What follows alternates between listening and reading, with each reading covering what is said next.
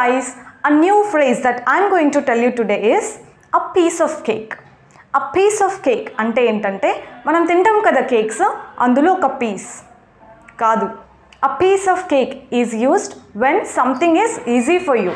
మీకు ఏదైతే చాలా ఈజీగా అని అనిపిస్తుందో దాని గురించి చెప్పేటప్పుడు it's a piece of cake అని అంటాం అనమాట. Like for example, teaching English is just a piece of cake for me.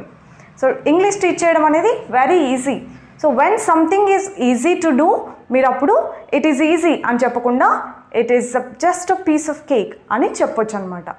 Okay, and here are some examples with the phrase.